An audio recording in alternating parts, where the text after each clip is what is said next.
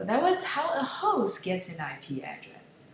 We ask the system admin for 1 or the HTTP server for 1, which is configured by the system admin. So the bottom line is, how does a system admin get a block of IP addresses so that the system admin can assign to individual hosts? So the next question we're asking is exactly that.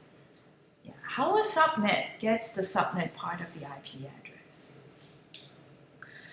The answer is quite straightforward. As we ask the system admin for 1, system admin asks the higher level system admin for a block of IP addresses. So if we are customers of an ISP, we ask the ISP for the address block. So what I'm showing here is an example. ISP owning a big block of IP addresses. Okay, so by big block, this is how big a block is. Now the prefix of the subnet address of the ISP is only 20 bits, so only up to here. Therefore, that allows us a bigger free IP address space. Now, if there are 8 customers, okay, subscribing from the ISP, organization 0 all the way to 7, ISP can further divide the bigger address space this way, extending the prefix by 3 bits. So that is pushing it further here. So 3 more bits being included into the subnet ID.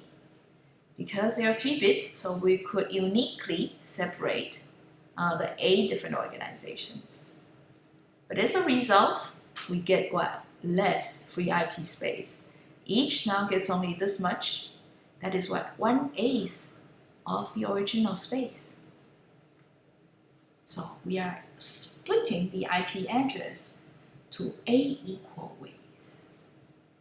And it is done very easy by just simply saying this, extending from 20 to 23. Let's say if organization 7 here having 4 departments and each asks for equal share, then very straightforward, right? Extend from 23 to 25, the prefix lengths. And so we'll be actually doing, something like this. Take 2 more bits here, and there are 2 bits, therefore we could identify 4 departments uniquely. And the IP address space is now down to 2 to the power of 7, okay? 1/4 of the second level organization here. So you see, using the prefix there, by sliding it to the right, we actually create also a natural hierarchy in the IP address space and dividing the IP address space. Just like how human beings divide and organize bigger society to smaller society and even smaller society. So this type of addressing, the IP addressing, is also called the hierarchical addressing.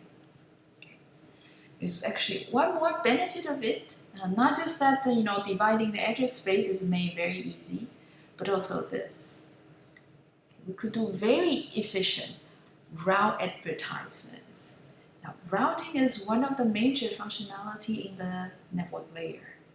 We have not yet talked about it, so in order to explain how efficient this is, let me just give you a slight overview of routing.